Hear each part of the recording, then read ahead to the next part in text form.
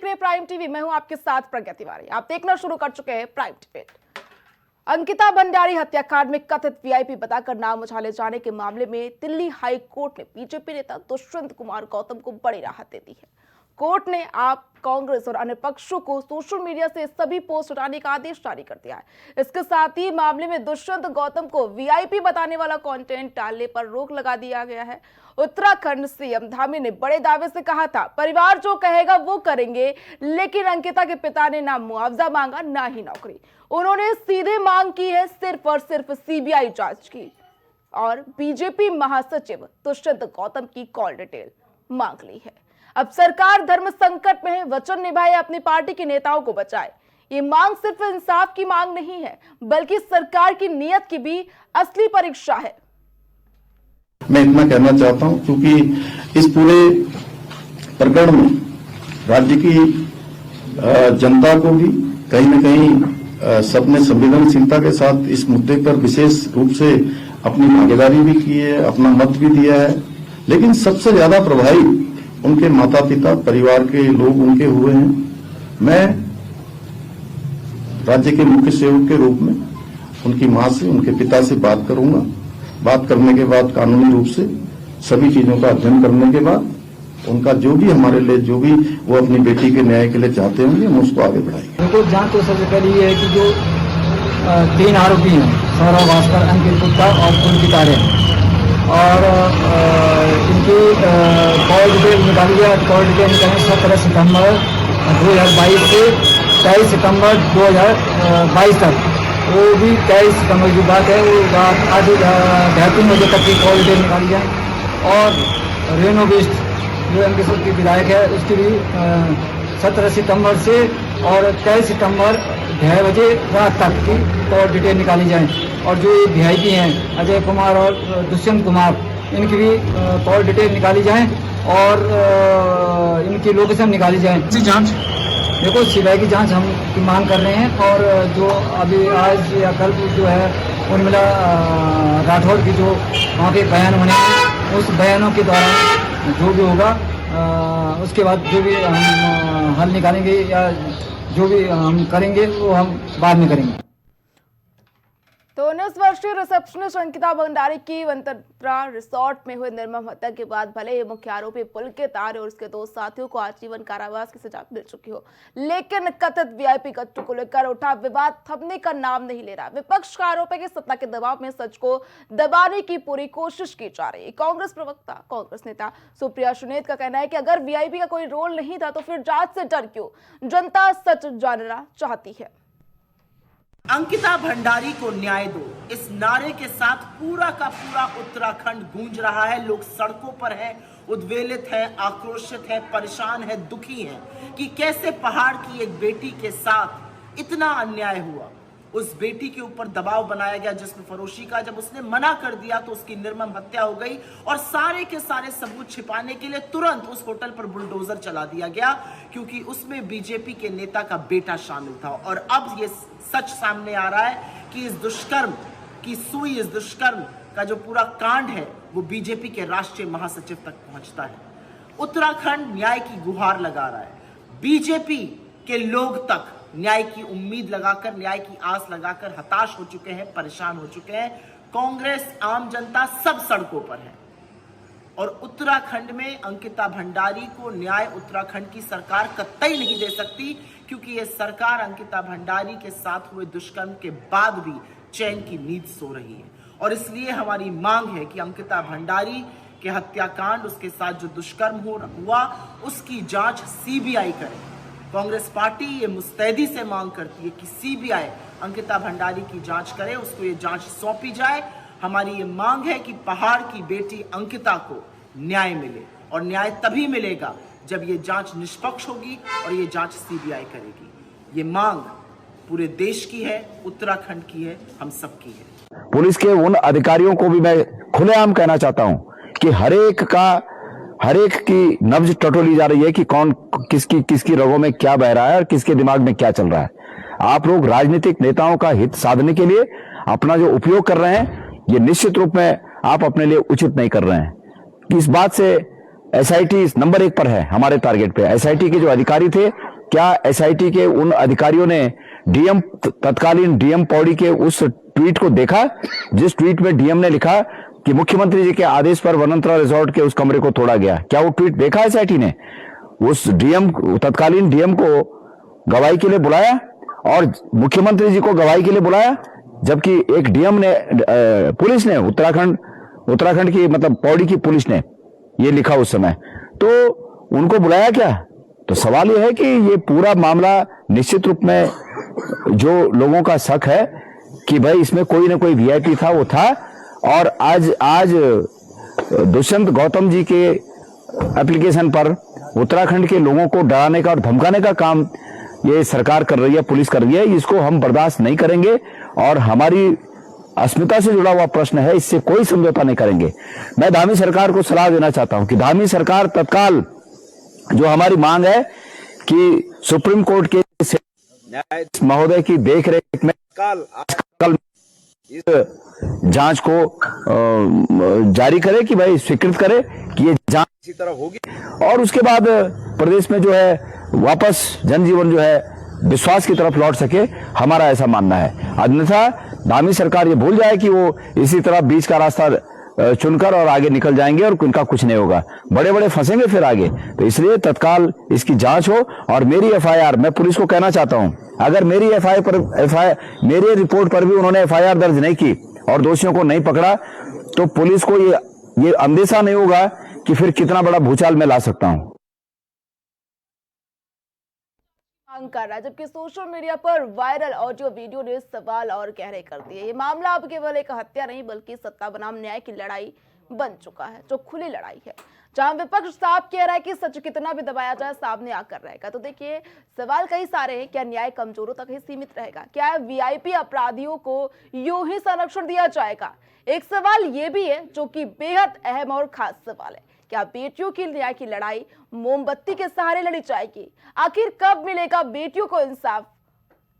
कई सारे सवाल है अंकिता भंडारी केस को लेकर। आज जो है हाईकोर्ट ने बयान दिया है। दिल्ली हाईकोर्ट ने बीजेपी नेता दुष्यंत कुमार गौतम को बड़ी राहत दी है।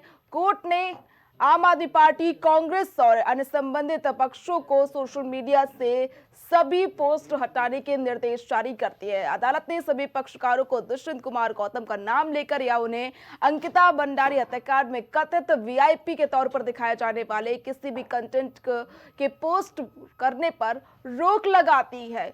वहीं एक तरफ जो है विपक्ष इस मामले में सीबीआई जांच की मांग कर रहा है, तो दूसरी तरफ जो हाई कोर्ट इस मामले में हस्तक्षेप करता है और दुष्यंत कुमार गौतम का नाम लेकर उन्हें अंकिता भंडारी हत्याकांड में वीआईपी के तौर पर दिखाने वाले जाने वाले किसी भी कंटेंट को जो है सोशल मीडिया से हटाने की बात कही है, उस पर रोक लगा दी गई है। गौरतलब है कि अंकिता भंडारी हत्याकांड में अपना नाम घसीटे जाने से बीजेपी नेता भड़क गए। उन्होंने दिल्ली हाईकोर्ट का रुख किया था। गौतम ने आरोप लगाया था कि एक सोची समझी साजिश के तहत उनकी छवि बिगाड़ने के लिए फर्जी ऑडियो वीडियो जो है सोशल मीडिया पर शेयर किए जा रहे हैं। इसके साथ ही उन्होंने देहरादून के डालनवाला थाने में भी इसकी शिकायत दर्ज करवाई थी। इसी मामले पर आज जो हाईकोर्ट ने सख्त टिप्पणी की है। उन्होंने दुष्यंत कुमार का नाम लेकर या उनके अंकिता भंडारी हत्याकांड में वीआईपी के तौर पर दिखाए जाने वाले किसी भी कंटेंट पर जो है रोक लगा दी है। दिल्ली हाई कोर्ट ने यह फैसला सुनाया है। आपको बता दें कि बीजेपी नेता दुष्यंत कुमार ने दिल्ली हाई कोर्ट में कांग्रेस और आम आदमी पार्टी समेत कई विपक्षी दलों के नेताओं के खिलाफ याचिका दायर की थी। इसमें उन्होंने मांग की थी कि सोशल मीडिया से उनके खिलाफ अपलोड किए जाने वाले अपमानजनक पोस्टों को तुरंत हटाया जाए। याचिका में उनकी छवि को नुकसान पहुंचाने के बदले 2 करोड़ रुपए के हर्जाने की डिमांड भी की गई थी। आपको बता दें कि आज अंकिता भंडारी हत्याकांड में नाम उछाले जाने के मामले में दिल्ली हाई कोर्ट ने बीजेपी नेता दुष्यंत कुमार गौतम को बड़ी राहत दी है। उन्होंने कोर्ट ने आम आदमी पार्टी, कांग्रेस पार्टी और संबंधित पक्षों को सोशल मीडिया से पोस्ट हटाने के निर्देश जारी किए गए। बीजेपी के राष्ट्रीय महासचिव दुष्यंत कुमार गौतम ने दिल्ली हाईकोर्ट का इस मामले में रुख किया था। गौतम ने इस मामले में आरोप लगाया था कि सोची समझी साजिश के तहत उनकी छवि बिगाड़ने की कोशिश जो है विपक्षी दल कर रही है और उनके खिलाफ जो है फर्जी ऑडियो और वीडियो सोशल मीडिया पर पोस्ट किए जा रहे हैं। इसके साथ ही उन्होंने देहरादून के डालनवाला थाने में भी इसको लेकर शिकायत दर्ज की थी। इसी मामले में आज दिल्ली हाईकोर्ट ने सुनवाई की है और उनके खिलाफ जो भी ऑडियो वीडियो सोशल मीडिया पर पोस्ट किए जा रहे हैं उस पर रोक लगा दी गई है। अंकिता भंडारी हत्याकांड में नाम उछाले जाने के मामले में दिल्ली हाई कोर्ट ने बीजेपी नेता दुष्यंत कुमार गौतम को बड़ी राहत दी है।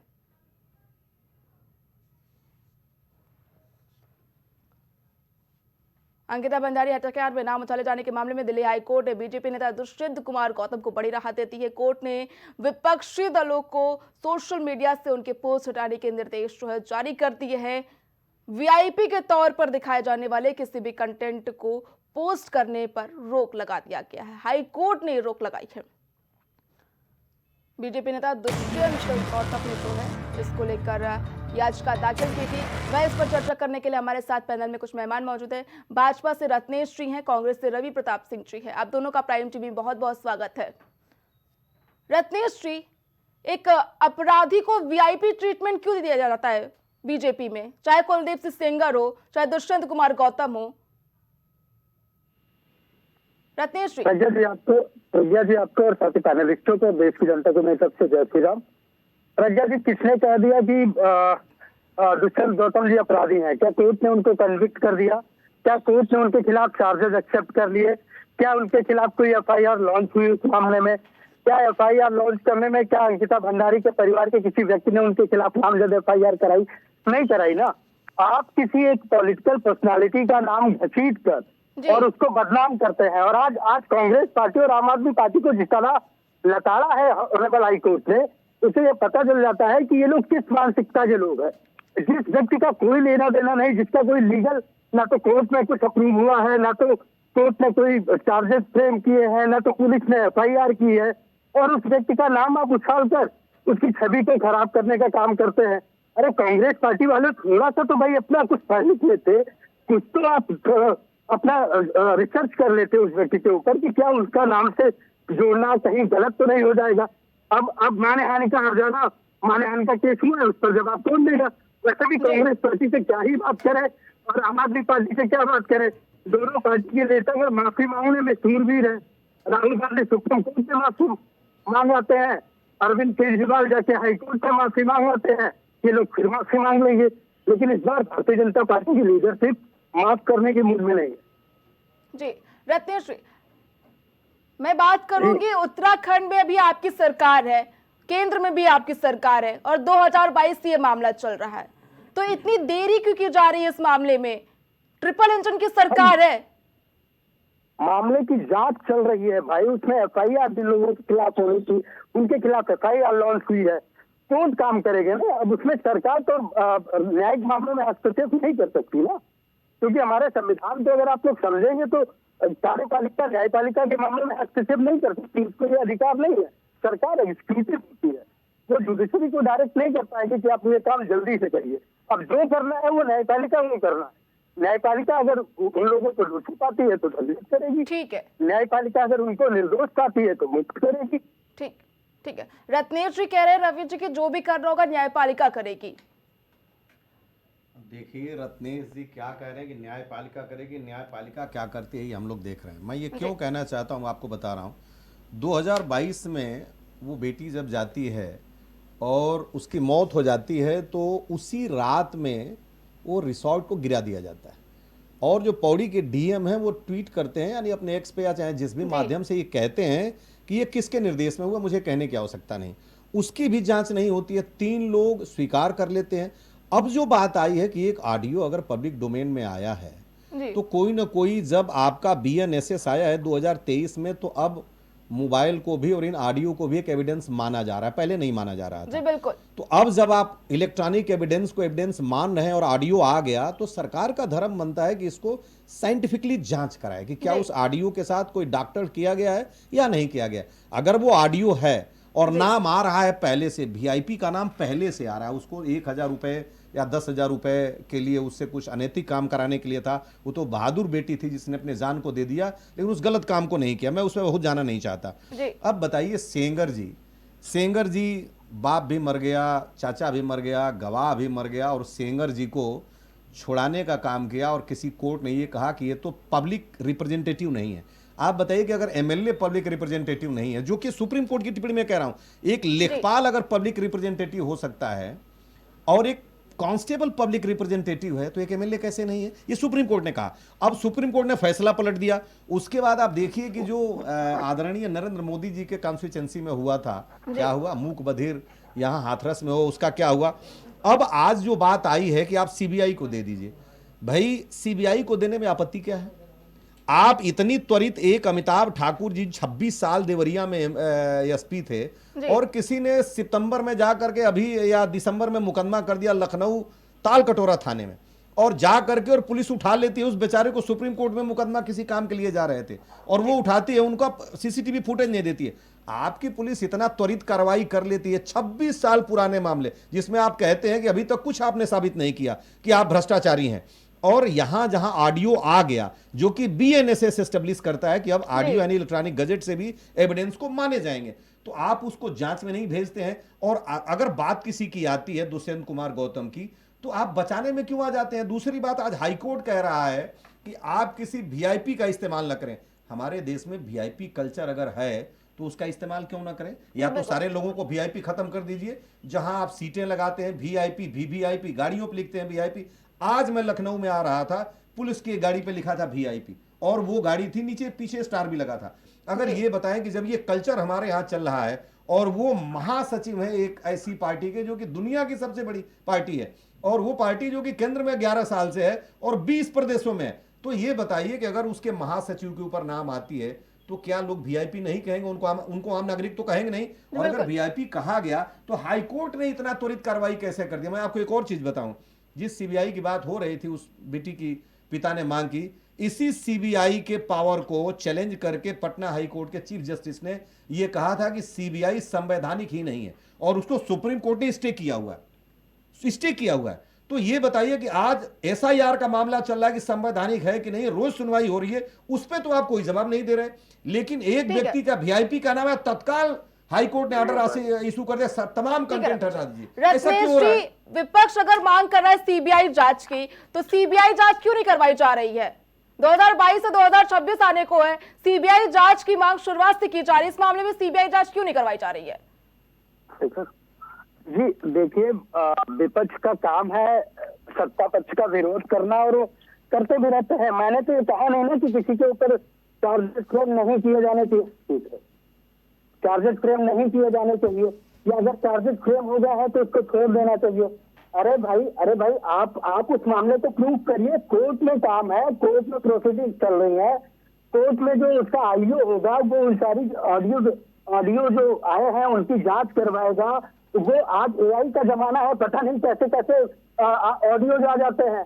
और रही बात रवि प्रताप सिंह जी की, तो देखिए भैया, आप लोग हाईकोर्ट को नहीं मानते, आप सुप्रीम कोर्ट को नहीं मानते।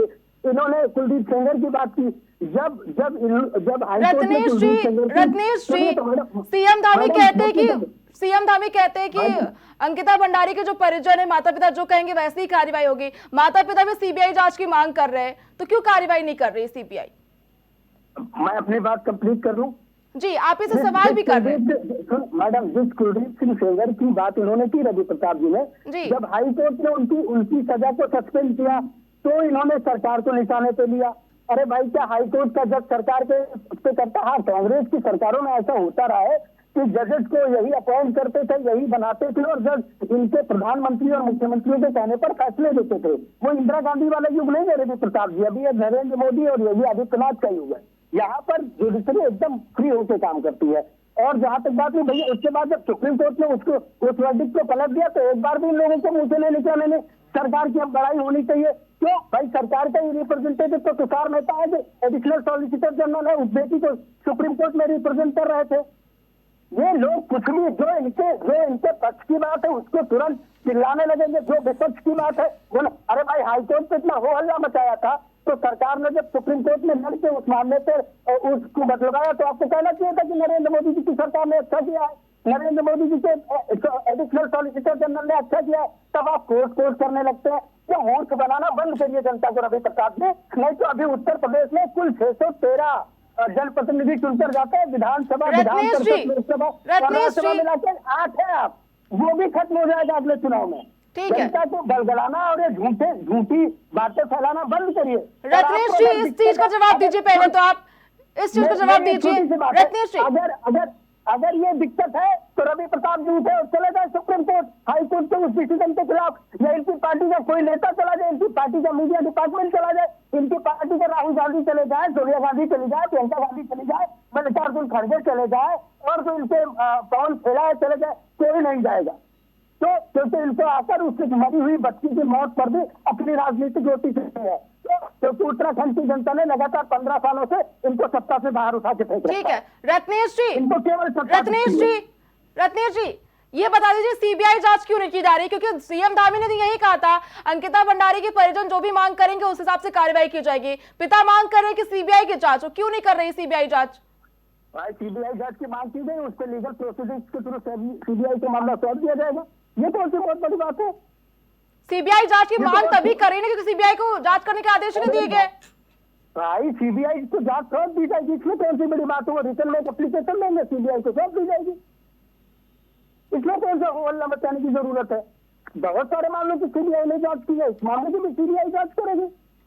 कब करेगी सीबीआई जांच? 2022 में शुरू हुआ था मुद्दा, अभी तक जो है न्याय नहीं मिला बेटी को। सड़कों पर लोग उतर रहे हैं, प्रदर्शन कर रहे हैं, अभी तक न्याय नहीं मिला ट्रिपल इंजन की सरकार होने पर भी।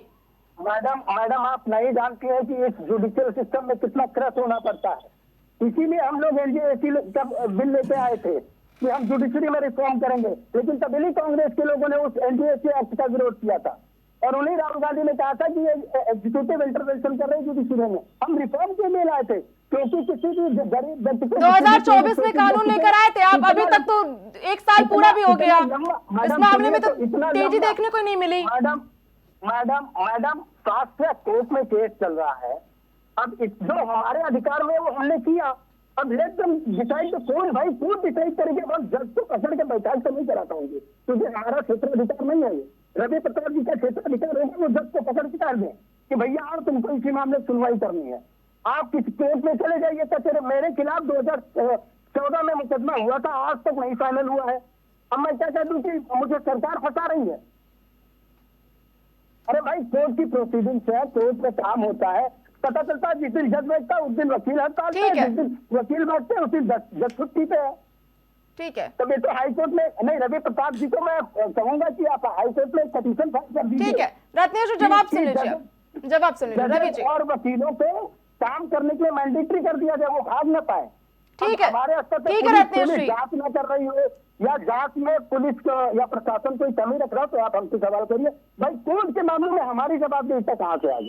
ठीक है रवि जी जवाब दीजिए। देखिए प्रज्ञा जी, रत्नेश जी अगर अपनी पार्टी के आधिकारिक प्रवक्ता होते तो इनको मैं बहुत गंभीरता से लेता। अभी ये क्या कहेंगे, इनकी पार्टी पल्ला झाड़ लेगी। मैं इनको जरा बड़ी जिम्मेदारी से कानून की कुछ बातें बताना चाहता हूँ। कोर्ट, पुलिस और स्टेट तीनों का इन्वॉल्वमेंट होता है। कोर्ट कभी भी किसी चीज का इन्वेस्टिगेशन नहीं करती। कोर्ट के पास ये पावर है कि जो पुलिस चार्ज देगी उसको फ्रेम करे या सो मोटो ले। सुन लीजिए, बीच में नहीं बोला, आपके बीच में नहीं बोला, सुन लीजिए मुझे इतना बता दो, सुन लीजिए भाई रत्नेश जी, मन की बात सुनने नहीं आया आपकी, अब सुन लीजिए। तो कोर्ट ने अगर सो मोटो नहीं लिया तो स्टेट, आप अनाधिकारी का मुझे इससे नहीं मतलब है, आप बताइए ना सो मोटो की पावर क्या है फिर? अरे आप सुनो तो भाई रत्नेश जी, जवाब सुन लीजिए, अभी आपने सवाल किया, आप सुन लीजिए रवि जी। अब स्टेट के पास जब उस बेटी के पिता ने कहा, झूठ बोलना बंद करो भाई, उस बेटी के पिता ने कहा कि नो मनी नो नौकरी ओनली सीबीआई, कहा उसने। उसको फेथ है कि अगर इस पे सीबीआई जांच करती है तो दूध का दूध और पानी का पानी हो जाएगा। उसने न पैसे की मांग की, न नौकरी की मांग की, न और किसी कंपेंसेशन से मांग की। तो सीबीआई की एक अपनी बाध्यता है कि जब तक स्टेट उसको नहीं कहेगी, ट्रांसफर नहीं करेगी, रेफर नहीं करेगी, तब तक वो इन्वेस्टिगेट नहीं करेगी। अब ये जान लीजिए कि ये पावर स्टेट के पास है।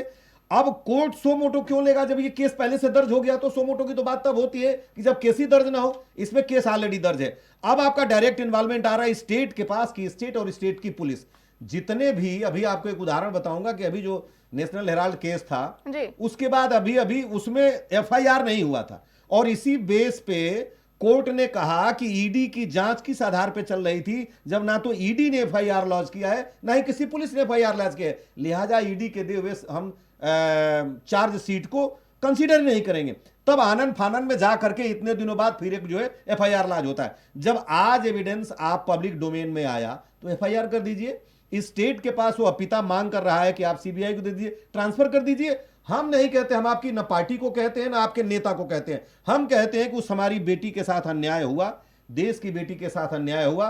तमाम बेटियां सड़कों पे हैं, उस जहां की देवभूमि है उत्तराखंड, वहां की बेटियां देखिए जब रोडों पे हैं, तो न्याय के लिए ट्रांसफर करिए, जो दोषी हो उसको करिए। अरे भाई, राम रहीम से लेकर के और तमाम बाबा जब जेल में चले गए, बड़े बड़े लोग जेल में चले गए, तो आप आज कह रहे हैं कि नहीं हम कोर्ट में आप चले जाए। हम क्यों कोर्ट में जाएं भाई? उस लड़की का पिता, उस लड़की के, उस महान लड़की के पिता कह रहे हैं कि सीबीआई को रेफर कर दीजिए। मुख्यमंत्री जी कह रहे हैं धामी जी कि हम वही करेंगे जो आप चाहेंगे। अब जो वो चाह रहे हैं, दोनों आदमी पब्लिक डोमेन में सामने कह रहे हैं, फिर भी इसमें लेट क्यों रहा है? जब ये लेट होता है तो हमारे जैसे लोगों का प्रश्न उठना लाजमी है। अब आपने कहा कि आप जाकर के, हमारा बिल्कुल हमने नहीं कहा कि हमें कोर्ट पे विश्वास नहीं है। अगर कोर्ट पे विश्वास नहीं होता तो हम क्यों कहते कि भैया सीबीआई से जांच कराइए? सीबीआई भी जांच करके अपनी रिपोर्ट तो कोर्ट को ही देगी। सजा में निर्धारित करने का, अपराध को, अपराधी को कितना दंड दिया जाएगा ये निर्धारित करने का काम कोर्ट को है। पुलिस का काम है जांच करना और अपनी आख्या को कोर्ट को दे देना, अपने विवेक के अनुसार छोड़ना या सजा का निर्धारण कोर्ट का काम है। हमको कोर्ट पे भी भरोसा है, हमको पुलिस पे भी भरोसा है, हमको सीबीआई पे भी भरोसा है। अब हम ये चाहते हैं कि आप इधर उधर की बात न करें, तत्परता दिखाइए। हम तो आपको आईना दिखा रहे हैं कि जब एक व्यक्ति 26 साल पहले कुछ करता है तो आप 1 महीने में करके और अगले दिन आज एफआईआर, कल गिरफ्तारी, जमानत नहीं देते हैं। और चार्जशीट फ्रेम नहीं हुआ दिल्ली के दंगे वालों को, 5.5 साल से केस में है, आज तक सीबीआई, आज तक दिल्ली पुलिस ने चार्ज फ्रेम नहीं किया प्रज्ञा जी आज तक, और सप्लीमेंट्री चार्जशीट दिया 3000 पेज का, बट चार्जशीट नहीं दिया। तो आप चार्ज फ्रेम करने की बात कहां से आती है भाई? आज जो एविडेंस आया है, आज समसामयिक सत्यता यह है कि 2023 में जब भारत का भारतीय न्याय संहिता आया है जो कि आईपीसी को रिप्लेस कर चुका है, तो आप उसके अकॉर्डिंगली एविडेंस एक्ट में परिवर्तन हुआ है और अब इलेक्ट्रॉनिक गजट का एविडेंस मान लिया गया है। वही इलेक्ट्रॉनिक गजट से अगर कोई ऑडियो आया है तो उसको जांच करिए, साइंटिफिक जांच करिए, कोर्ट में ले जाइए। किसी को आप कोर्ट कहता है कि वीआईपी मत कहिए। अरे भाई, अगर वीआईपी नहीं, बड़े बड़े जो हेलीकॉप्टर से नेता चलते थे, वो बाबा जी जिनके आगे मुख्यमंत्री नतमस्तक होते थे, वो भी जेल गए।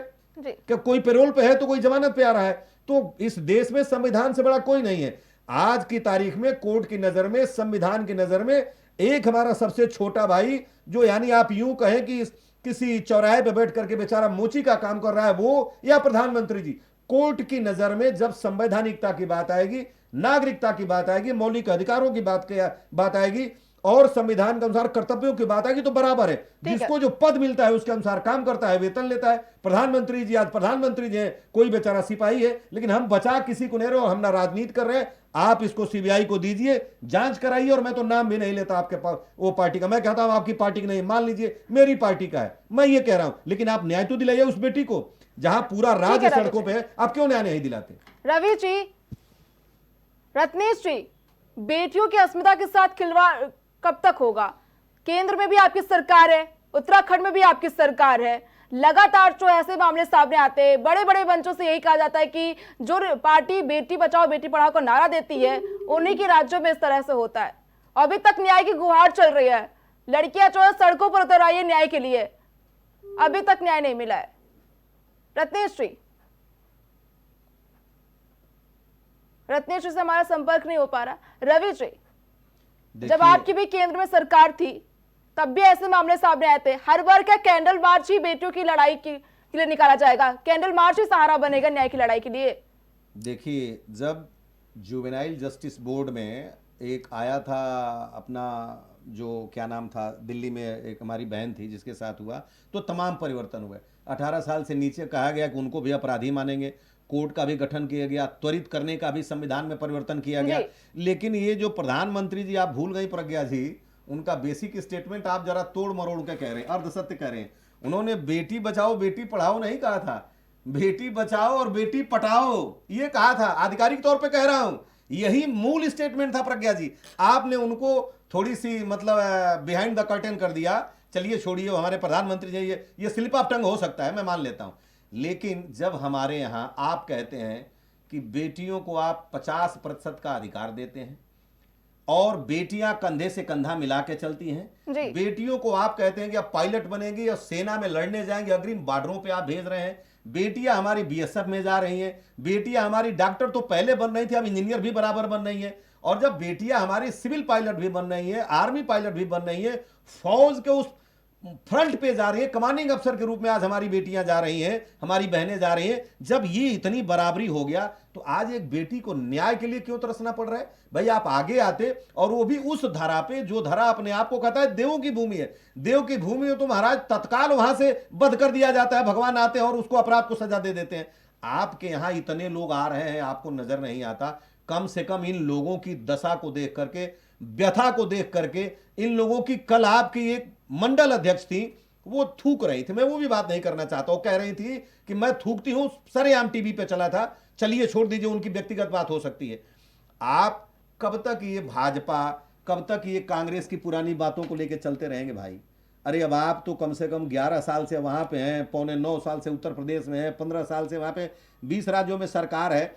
ऐसा करते करते दूसरे की लकीर को मिटाते हुए कब तक आप अपने आप को बचाएंगे? अब समय नहीं है। मैं कई बार कहा, आप भी कहा कि तकाजा है वक्त का कि तूफान से जूझो, कहां तक चलोगे किनारे किनारे। अब ये लकीर पीटने की बात खत्म हो गई। आपको कुछ काम करना चाहिए, कुछ कृत्य करना चाहिए कि कम से कम जो 50% हमारी आबादी है, और वो आबादी है कि यानी हमारे यहां ये कहा गया है कि जत्र नारी पूजनते तत्र रमनते देवता, जहां नारी की पूजा होती है वहां देवता रमते हैं। और ये कहा गया कि जननी जन्मभूमि स स्वर्गादपि गरीयसी, यानी वो लड़की ही आज बहन है, कल बीबी है, कल माता है, सास है, दादी है, उसके त्याग से बड़ा तो कुछ भी नहीं है। वो जननी है, धरा की जननी है, जगत की जननी है। ये संसार भी जब आया तो आदिशक्ति से आया। आज हम उस मातृ सत्ता को भी अगर न्याय नहीं दे पाते हैं तो जान लीजिए कि जो हमारा पुरुष प्रधान समाज है अपने आप पे प्रश्न खड़ा करता है। और आप जितना भी निष्क्रियता दिखाएंगे प्रज्ञा जी, निश्चित रूप से देश की जनता चाहेगी इनसे जवाब।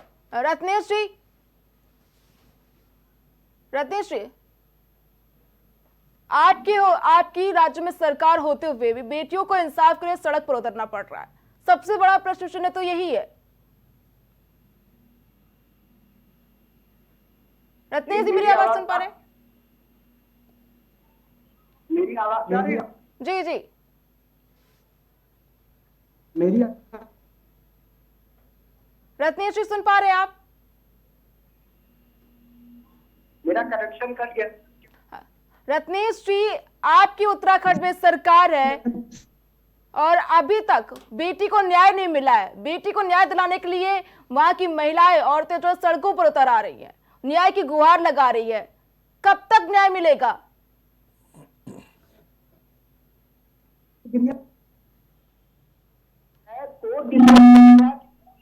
कौन निर्दोष है?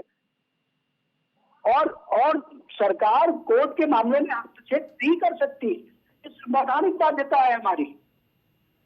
आप कांग्रेस पार्टी और आम आदमी पार्टी, उसको कांग्रेस पार्टी, आपने इस मामले पे डिबेट की थी ना कि जो हाई कोर्ट में हड़ताल लगाई है, क्या हाई कोर्ट ने जो लोगों को कहा कि आप वीआईपी शब्द का प्रयोग नहीं करेंगे, आप किसी व्यक्ति का नाम लेकर प्रयोग नहीं करेंगे, हाई कोर्ट ने उनको बेइज्जत किया कोर्ट में बुला के, हाई कोर्ट ने उनको हड़ताल लगाई।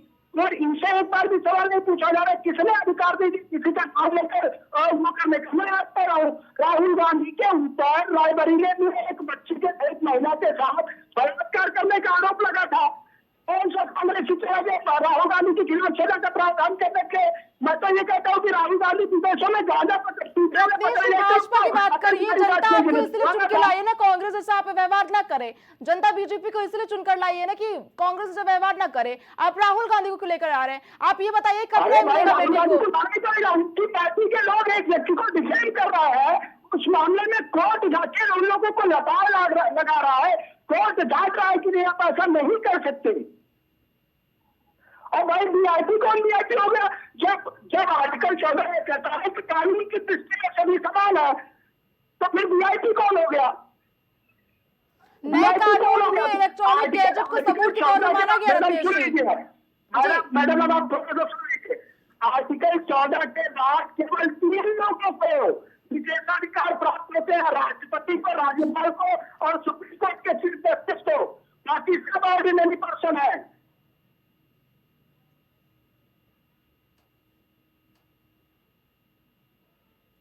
वीआईपी का नाम राहुल गांधी हो। मैं कह रहा हूं कि जिस वीआईपी के नाम अंकिता भंडारी केस में आ रहा है वो राहुल गांधी है। ठीक है, अब कांग्रेस पार्टी चूक करे क्यों राहुल गांधी नहीं है? मैं कह रहा हूँ मल्लिकार्जुन खड़गे है, मैं कह रहा हूँ पवन खेड़ा है, उसको प्रूव करे कांग्रेस पार्टी, कांग्रेस के प्रवक्ता करे। आपने किसी को उठाया, मतलब एक व्यक्ति को केवल इसलिए दोषी मान लिया जाए क्योंकि वो एक पार्टी का राष्ट्रीय महासचिव है। ये कौन सा क्राइटेरिया हो गया? मैं राहुल गांधी को इसलिए फेल मानूं भारतीय राजनीति में क्योंकि वो 96 चुनाव हार चुके हैं। उनकी पार्टी 15 राज्यों में 7 हो चुकी है, केंद्र में पिछले 10 सालों से 7 हो चुकी है। रत्नेश जी। राहुल गांधी को एक सफल नेता मान सकता हूँ। रत्नेश जी, चाहे बीजेपी हो चाहे कांग्रेस, कोई भी विपक्षी दल हो, चुनावी मैदान में उतरते ही बेटों की सुरक्षा की बात की जाती है, बाद में ऐसे मामले सामने आते हैं, उसके बाद कार्रवाई नहीं होती जब सरकार बन जाती है। 2022 से चल रहा है केस, अभी तक 2026 आ गया है, अभी तक सीबीआई जांच की मांग जो पिता कर रहा था, उसकी बेटी की न्याय की मांग कर रहा था पिता, अभी तक उसको न्याय नहीं मिला है। कब न्याय मिलेगा? एंकर महोदय, आप और कांग्रेस के प्रवक्ता साथी मुझे एक विधिक प्रक्रिया बता दें, मुझे एक संविधान का प्रावधान बता दें जिसमें 3 साल हो गए हैं, 3 साल में न्याय प्रक्रिया इतनी लंबी हो गई थी, 3 साल का समय लगेगा। अधिकार में है ही नहीं, उसमें हम कैसे काम कर देंगे?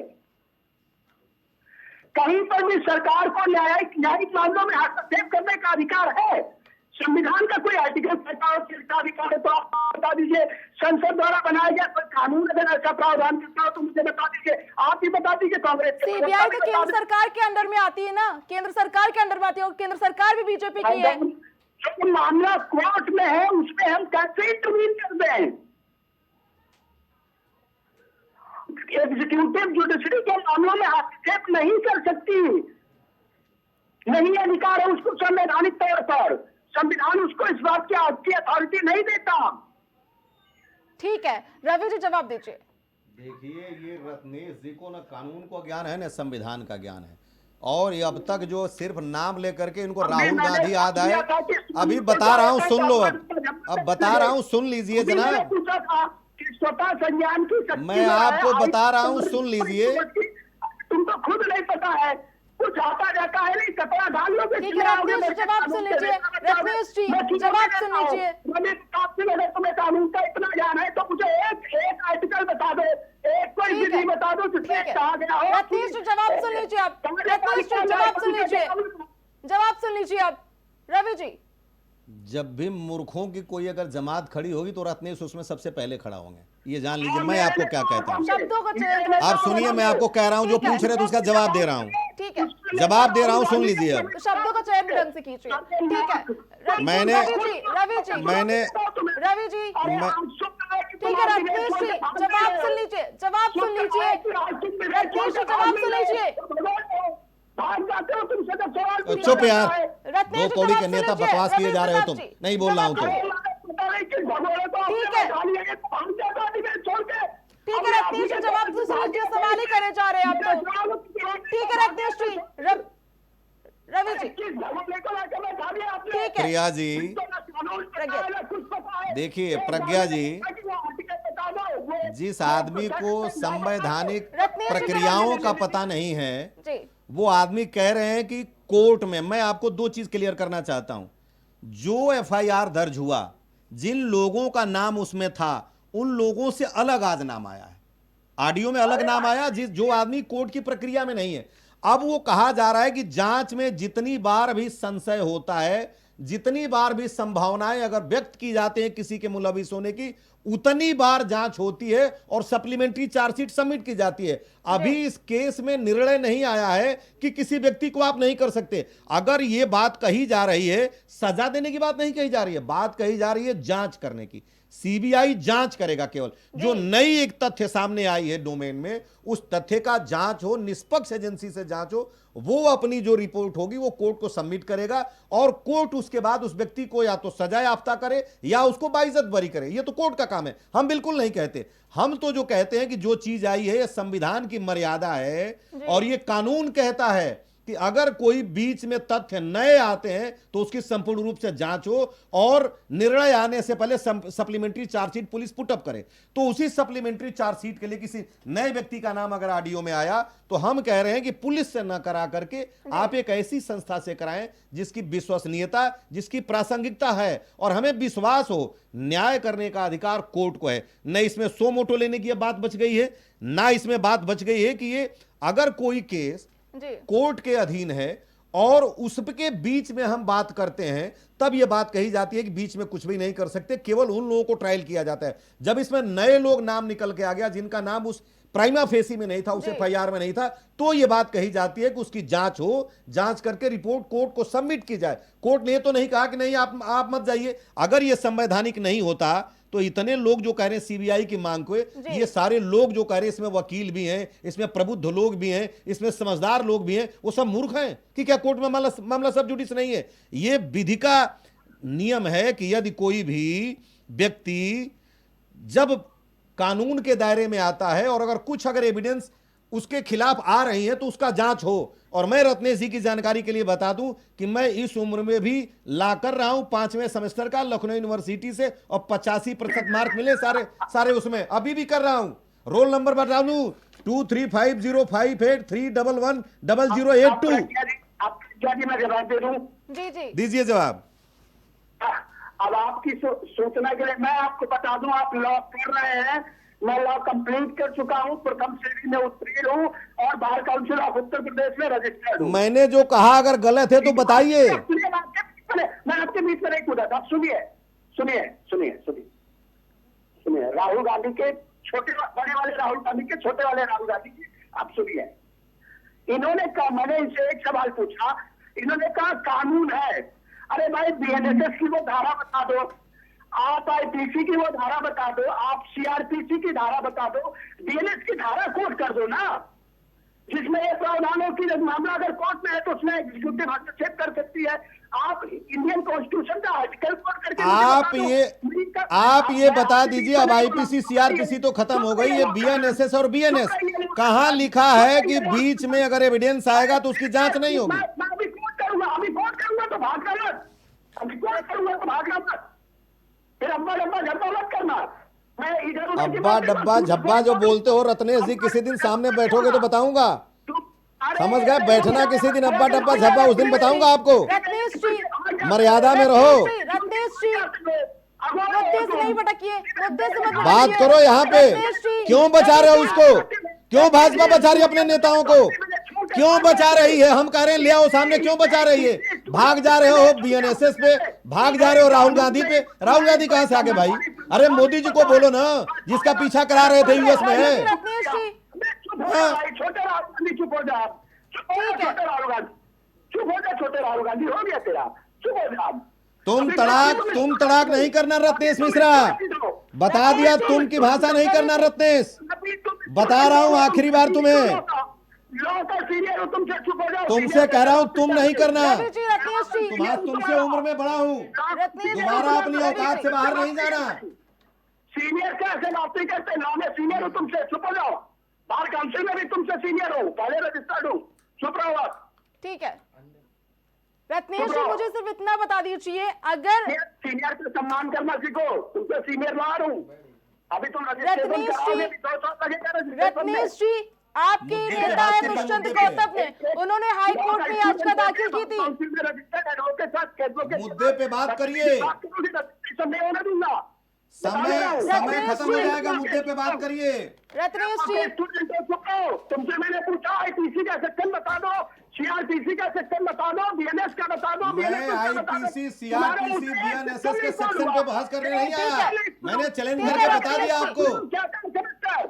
नकल करके पास में हो, क्या अपनी काम मुकदमा समझते हो? हमको देना, लड़ेंगे तो सारी धाराएं बताएंगे कोर्ट रमेश को। जी, रत्नेश नकल जी, करके पास में हो क्या? रत्नेश जी इतना बता दीजिए कि रत्नेश जी ये बताइए कि आपके ही नेता ने हाई कोर्ट में याचिका दाखिल की थी कंटेंट हटाने को लेकर।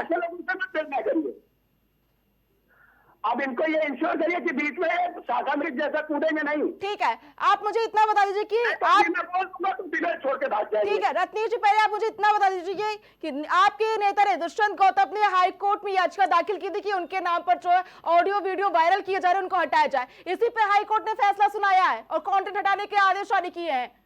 आपने क्यों इसका विरोध नहीं किया कि आप ही सबूत के तौर पर जो है इलेक्ट्रॉनिक गैजेट पर पेश किए जा सकते हैं सब हाई कोर्ट में? क्यों नहीं कहा आपने? इसका विरोध क्यों नहीं किया? एक पिता की मांग है सीबीआई जांचो, क्यों नहीं करवा रही सरकार? जवाब सुनिएगा, आप बिना इंटरप्शन जवाब सुनिएगा जी। हमारे यहाँ बीएनएसएस का सेक्शन 356 जो पहले आईपीसी का 500 सेक्शन हुआ करता था जी, वो प्रत्येक व्यक्ति को यह अधिकार देता है कि यदि उसको ये लगता है कि उसके खिलाफ पब्लिक डोमेन में कोई ऐसी बात चलाई जा रही, कोई ऐसी ऑडियो विजुअल्स या ऐसे कोई लिखित दस्तावेज जारी किए जा रहे हैं जिसमें वो इन्वॉल्व नहीं है और उससे उसकी सामाजिक, आर्थिक, राजनीतिक छवि को नुकसान पहुंच रहा है, तो वो ऑनरेबल कोर्ट की शरण ले सकता है। ठीक है। और बीएनएसएस का जो 356 है सेक्शन, वो दुष्यंत गौतम जी को अधिकार देता है। रत्नेश जी, आपको ये रोकना चाहूंगी। ठीक है, सुनिए, अब एक चीज और ठीक है। अगर वो अधिकार उनको ना होता तो कोर्ट, हाई कोर्ट कहती थी कि तुम किस अथॉरिटी से आए हो भैया, कौन सा तुम्हारा अधिकार है? ठीक है। उनको अधिकार प्राप्त था, इसलिए कोर्ट ने उनको सुना और इन लोगों को, कांग्रेस पार्टी के लोगों को, आम आदमी पार्टी के लोगों को अधिकार नहीं था किसी को इस प्रकार डिफेंड करने का। ठीक है रत्नेश जी, ठीक है। और कहा कि ऐसा। ठीक है रत्नेश जी, हमारे साथ चर्चा में समाज सेवी अच्युत त्रिपाठी जी जुड़ चुके हैं। अच्युत जी, आपका प्राइम टीवी में बहुत बहुत स्वागत है। बेटियों की अस्मिता की लड़ाई जो है हर बार देखने को मिलती है, उनके साथ खिलवाड़ किया जाता है। राजनीतिक मंच से नेता बड़े बड़े वादा करते हैं बेटियों की सुरक्षा को लेकर, लेकिन मामले ऐसे सामने आते हैं जिसको जो है पूरी दुनिया को झकझोर कर देते हैं। क्या कैंडल मार्च न्याय की लड़ाई का एक बड़ा सहारा बन गया है?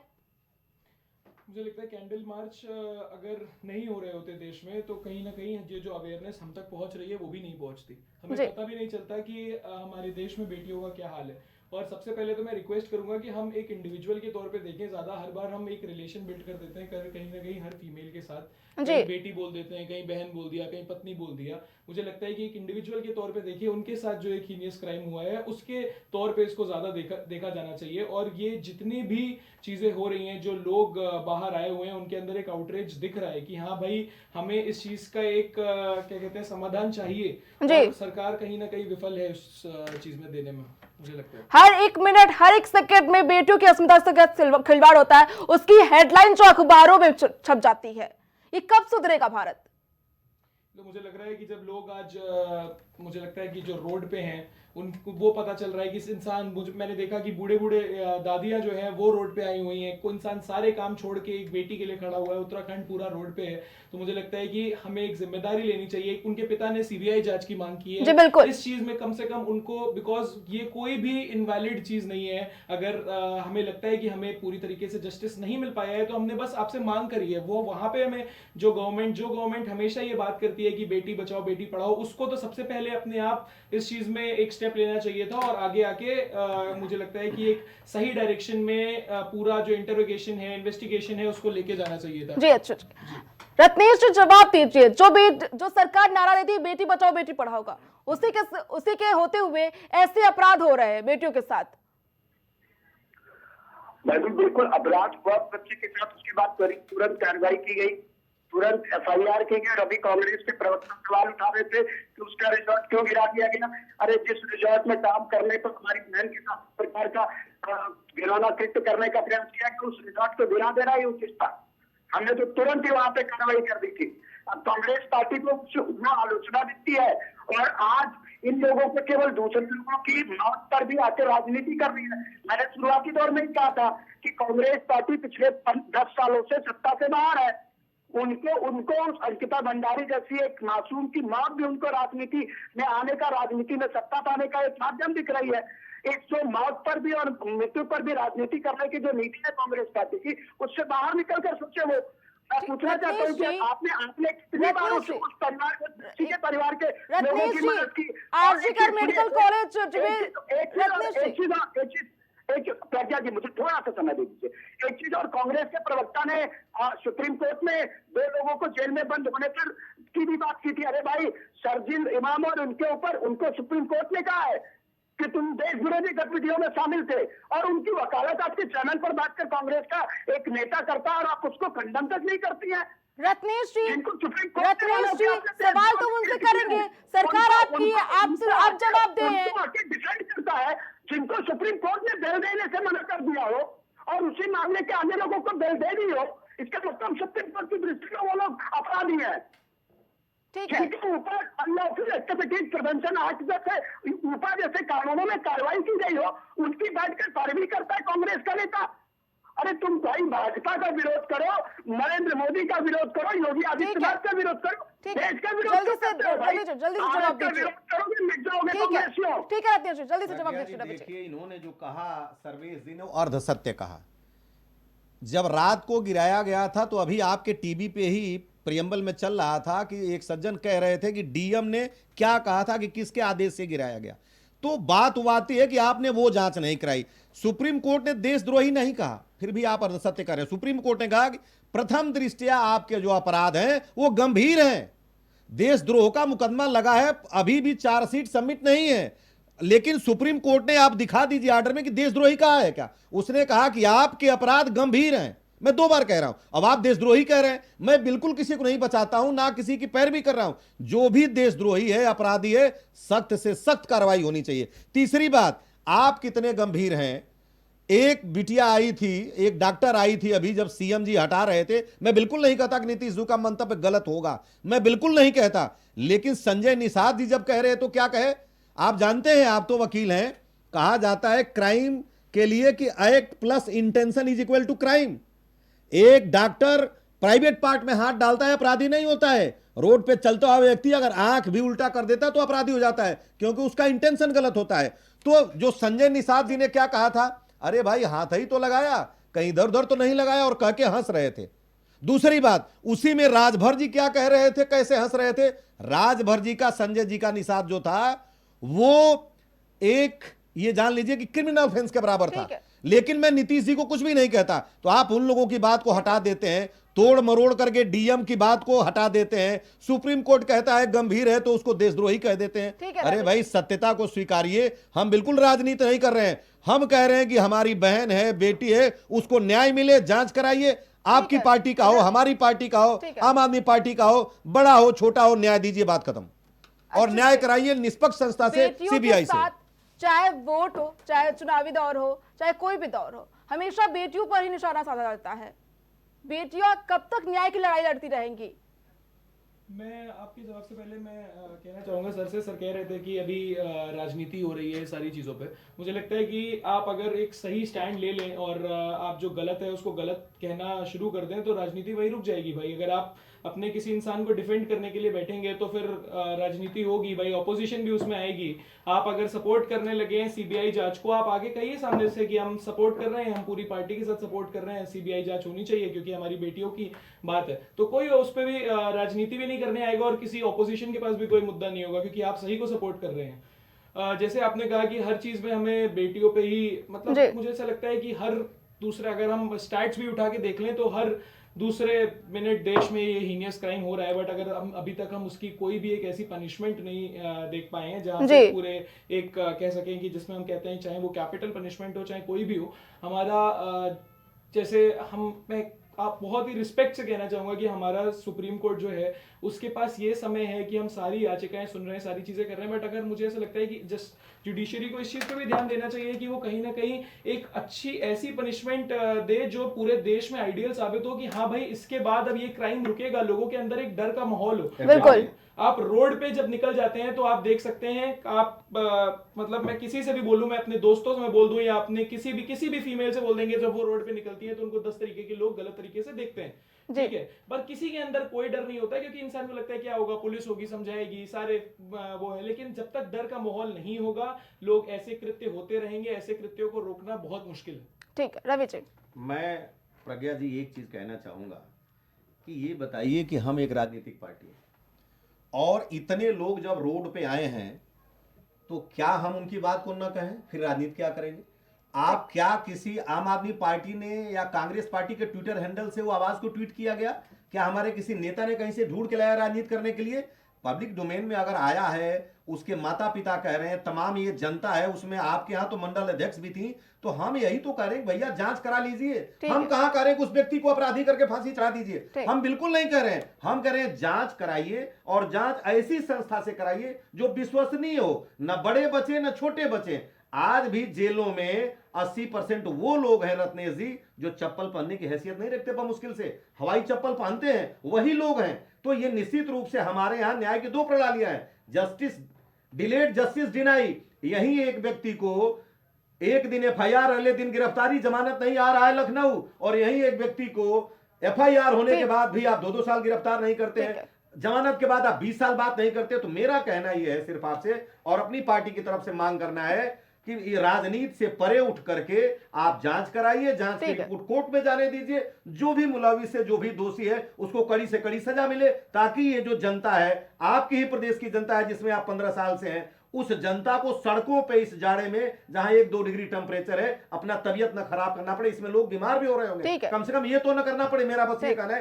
राजनीति बिल्कुल नहीं करना। आप राजनीति को छोड़ दीजिए, आप सिर्फ आइए व्यवहार पे, आप जांच कराइए और दोषियों को दंडित कराइए। ठीक है हम चर्चा को यहीं समाप्त करेंगे। आप तीनों मेहमानों को हमारे साथ जुड़े रहने के लिए बहुत बहुत धन्यवाद। आपको बता दें कि अंकिता भंडारी मामले में जो है सियासत थमने का नाम नहीं ले रही, वही हाई कोर्ट ने जो आज आदेश जारी किया उस पर जो है विपक्ष लगातार हमलावर होते हुए नजर आ रहे हैं। लेकिन अभी भी सवाल यह है कि क्या बेटियों की न्याय की लड़ाई मोमबत्ती के सहारे लड़ी जाएगी? क्या सिर्फ चुनावी मैदान में ही बेटियों की सुरक्षा की भी बात की जाएगी और यूं ही अपराधियों को संरक्षित किया जाएगा?